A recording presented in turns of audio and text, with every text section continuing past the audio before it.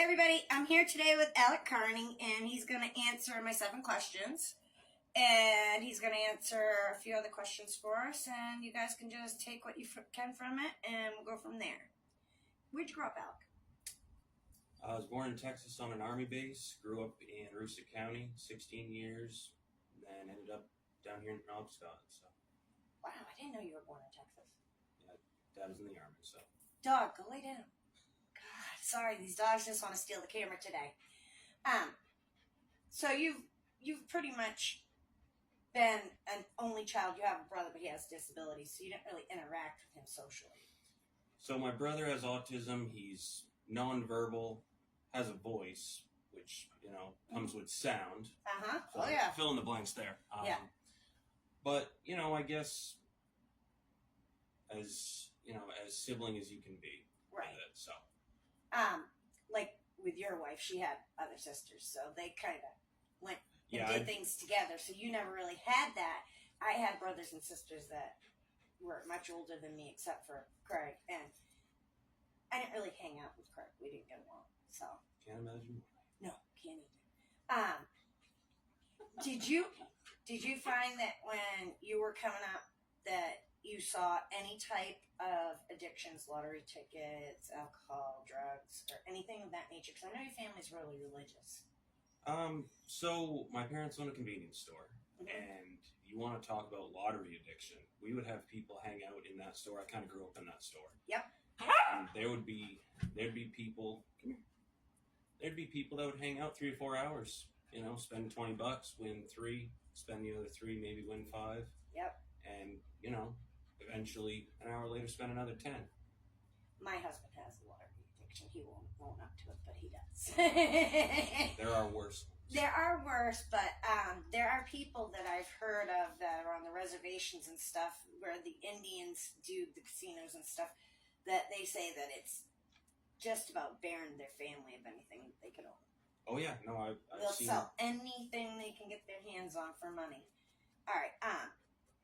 What was your first, other than that, your first time that you ever saw any type of addiction? Honestly, I was pretty jaded to it growing up. I didn't see it until I moved down here. Growing up in the county, there's always something. But as a young kid, like, you hear about marijuana, pot, whatever you want to call it. Right. Never really played in that game.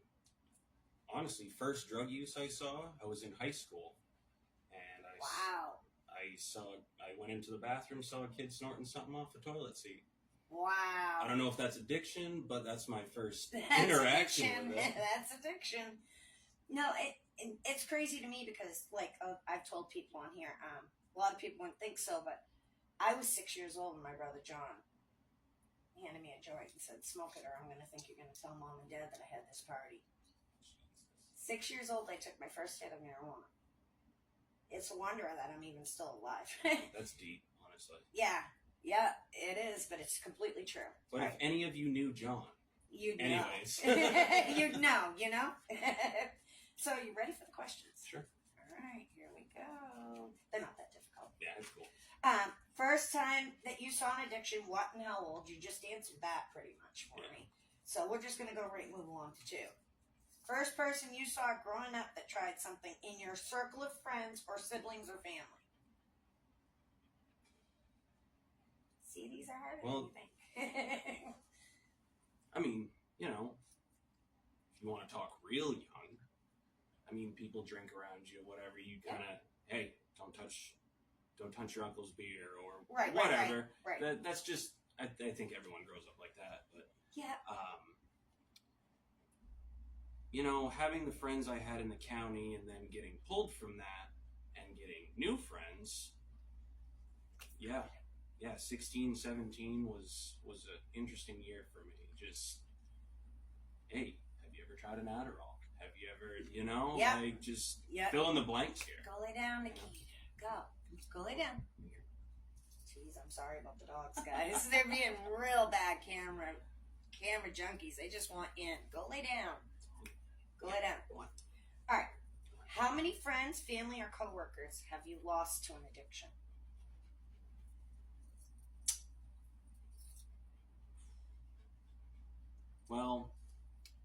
people out of your life, that number is very large. I couldn't honestly tell you that number, but losing a friend like deceased, I have one.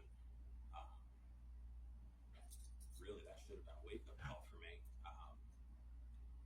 But she's the reason that needles were never a thing in my life. Yep. So. Yep. I can respect that. Yeah. John, first time that I saw John shoot up, I was about 14 years old. I was up in Massachusetts. He was in a motorcycle gang at the time. And Denise told me to go upstairs and get a sock. And I didn't have no clue. And I came down with the sock, and I was playing with Heather and Jeremy, and she goes, "Stay in the living room. Don't go in the kitchen." Well, a few minutes went by, and I completely forgot. I went to go in and get some juice, and I saw my brother. And when I say, you'll have to pardon the way I put it, he made love to the needle.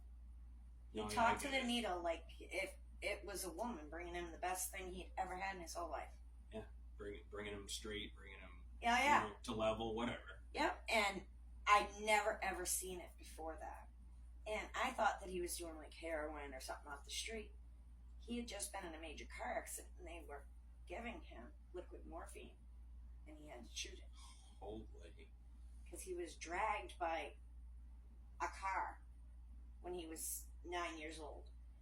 And then he was hit when he was 27 by an old lady at a four-way stop, and she hit him, and he threw 380 feet in the air. And when he landed, he lost part of his leg. They had to replace it with part of his hip. I mean, it's a wonder to me how he was even sewn back together all the times that he was. I don't even know how he lived as long as he did, but yeah. I knew John, but I've never heard any of that. Yep. Wow. Yeah, there's a lot of crazy things that happened that I didn't really tell a lot of people about. How old do you think, as a parent, is too old to teach kids about addiction? So looking at my kids, you know, I have one in middle school, I have one in grade school, and one that's still in daycare. But I think, and I use the term introducing, not that way, but Nikita. But you know, to start talking about it, you know, hey, the world's not so happy and rainbows. No. You know, like, you know, I think, I don't know, 10 to 12. I think is probably a good start. You know, just like kind of 11 or 12 years old is where it's at now. Yeah. And I think in some areas that's perfect. But in other areas, I think that they could switch it up a little. Because I honestly feel that in the areas where, thank you, I'm about ready to kill my dog. In the areas where you see parents that have both used, that are in and out of trouble with the law, it's in the city, and it's everywhere on every corner. I think that it would behoove you to tell your child as early as possible, get down. And I honestly feel as though to not tell them, you're doing them a huge disservice, because they're going to walk out onto the street corner and they're going to see so-and-so buying a bag or buying a rock or buying whatever. Take your poison, right? And if that's right there, they should be learning about it so much sooner. Yeah. So you want to talk about, okay, so in, you know, growing up, I came from a school that there was 30 kids in my class. And then when I moved down here, it was 300. But Nikita, go lay down. Go lay down. Go lay down. Go. Sorry. Go lay down. Park it. Sorry. I don't know why they're being so bad.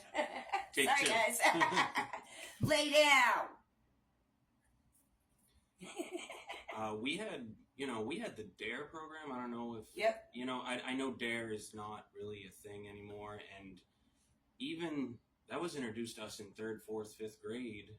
And, you know, us kids didn't get it. You know, it was, for the lack of a better thing. Wasn't something you were used to seeing or anything you were around, probably. Right. So, you know, DARE's good. Sure, I get it. Yep. But maybe that should be what you're talking about, like inner city. Not saying Yeah. all inner city's bad, but No. I'm just saying that if you know it's in your area and you know your kids are seeing it every single day. Yeah. Don't wait until they're 11 or 12. Yeah. Or they're going to be gone. You'll be lucky if your kid lives to be 20. Right. I mean, I read and I watch all this stuff on TV and on the media, and there's a lady that I'm friends with. Her 20-year-old daughter had a headache. She wasn't a user. And her boyfriend was mad at her and had said that she would just disappear. And she went to a friend's house. They had been fighting and stayed with a girlfriend. And the next morning, the mother called to tell her that her daughter passed away. He had given her what she thought was Vicodin for her headache, and it was fentanyl. Of course it is. And she died in the middle of the course. night in her sleep. And the mother feels that he should be held criminally responsible. Yeah, I can agree with that. And, we've gone through this in my family. And it's completely the opposite the way that my sister looks at it, because she maintains a relationship with the woman that did that to her daughter. Yeah, we could make a whole nother video on that. Oh, yeah. And Really it just good. blows my mind that my sister's theory is that if you don't get into heaven, you won't get to see her again. So she has to forgive her, because that's what the Bible says. And I believe in all things Bible, but I think she's taking it to an extreme. Yeah, I mean, You could forgive, but you don't got to be best buddies with the person. and I don't. You know what I mean? There's Yeah. two different angles there. That's quite the opposite ends of the rainbow. I don't want to trash on any religion, but there is a lot of spacing in the Bible that you can really read one thing a certain way Mhm. and take it the other. Yeah. It's hard. Yeah. But again, nothing Yeah. against it. Religion is great for some people, but Okay. If you were ever an addict, what was the craziest thing you did to obtain?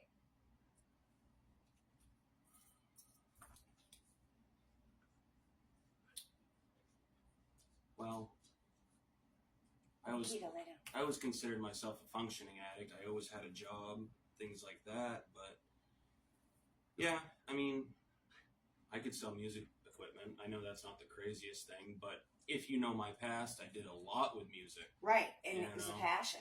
Yeah. So to choose, am I keeping this instrument or this equipment, or am I feeling all right?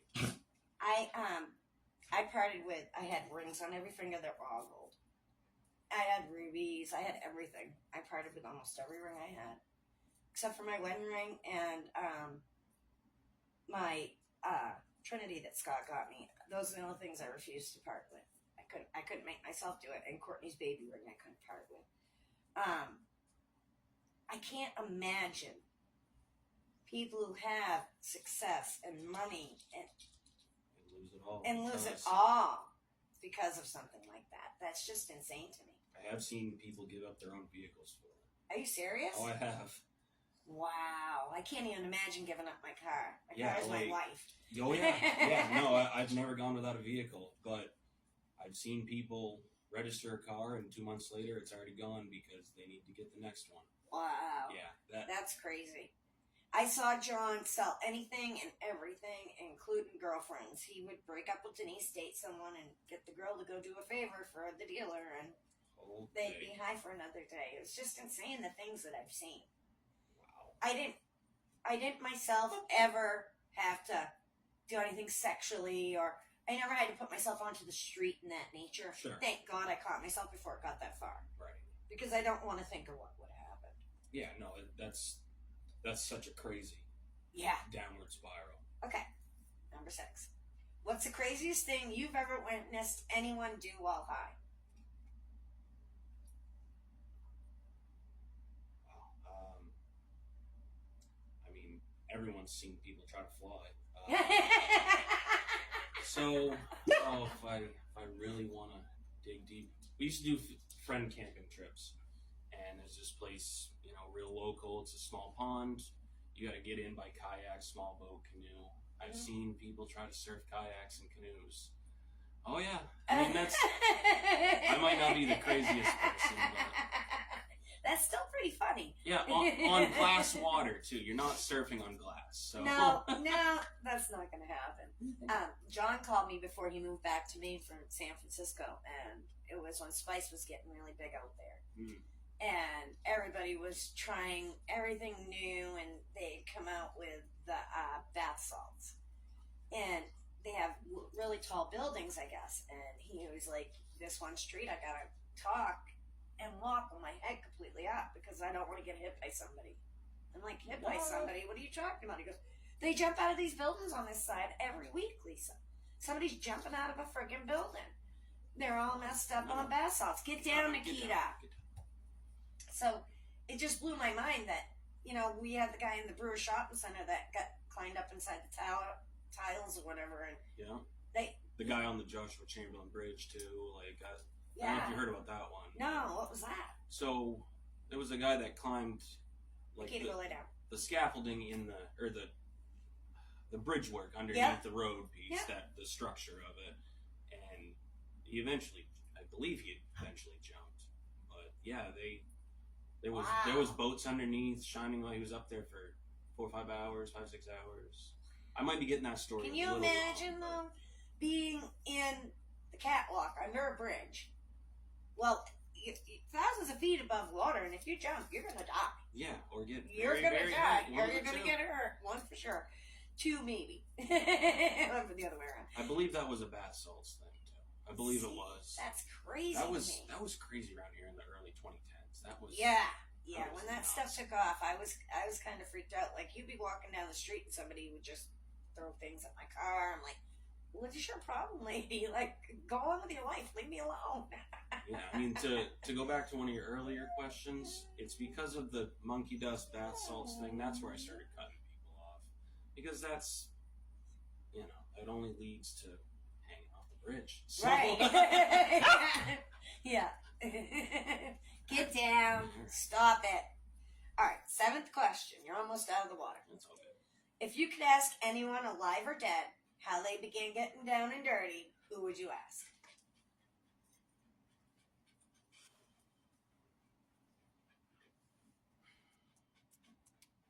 So I'm going to pick a rock star, or maybe a band. I mean, I'd love to know. Like, okay, just an example, the Beatles, okay? Mm-hmm. It's common knowledge that LSD or Oh, what have you made the music beyond. How does that make Sgt. Pepper's? You know? How does, you know, or Nirvana, Kurt Cobain, how does heavy heroin use make their albums Nevermind? You know, like, how does, like, that's... I've always, and I've never been a big Elvis fan, but I've always wanted to ask him, who was the first person that turned you on? When did you know you were, they had you, you were the... Yeah. You know? Well, yeah, because it, you know, you can see their art change and... Yeah. I mean, he went from skinny, very, very well known, to doing the Hawaii thing and doing all this other stuff, and then he came back and he took a break, and then, boom, he put on all the weight, and it changed. It just makes you wonder, like, when was that one defining moment when you said, oh, I'm screwed, you know? Well, yeah. All right, we could talk for hours, but I know you have a life to get to, and so do I. Is there anything that you would like to tell anybody that's in addiction right now? Well, it might take a while. It might only take a couple weeks, but there is always a means to an end. There is the light at the end of the tunnel. You know, there is multiple avenues you can go. I've used some myself, and you know, first thing you got to do is ask for help, because you can't do it alone. You just can't. You can't. You can't, and it's very, very unlikely and unheard of that you can nowadays, because they've got the fentanyl in almost anything you do. Yeah. And you know, I mean, if I'm a full advocate of, you know, MAT programs. Yep. I'm a little leery on the methadone thing, but I understand. I try to understand. It's not the road I chose, but to each their own. If it works for you and it's a program that's actually working, then I'm all for it. As long as you're getting better from it. Right. You know, don't just use it to keep getting high. Yeah, you can't switch this for that. No. You need to see that eventually it needs to end. Yeah. You know? So, Yeah, it does. It has to come to an end. Would you agree when I say that there is a pandemic from fentanyl and carfentanil? Absolutely. It's killing everybody. Because, you can take one pill or one bag of your choosing, whatever, and, it may go sour for you, but one Can be the one that does it. one salt grain sized piece of fentanyl Yeah. can take you out. And that is terrifying. Yeah, and it's in everything. You don't know if that Yeah. next one's going to be the one. Yeah, so be careful who you share with. Yeah. Really, seriously. Definitely be careful who you share with, and don't trust your dealer because I guarantee it's in everything you're doing. Yeah, and you could just be that smoker, and it could be in that too. Yep. So, yeah, Yep. no, any dealer, not going to advocate here, but I will, after this is posted, post a video of a lady who went and had her drugs tested to see what was in them and found out that her dealer was getting her high on all kinds of things she didn't think she was doing. Yeah. wow. Yeah. You can't trust anybody. No, not at all. Not in this world. You can't trust anybody but yourself, man. And sometimes you can't even do that. Yeah, because you make bad decisions. All right, guys, I really appreciate you doing this interview for me, Alec.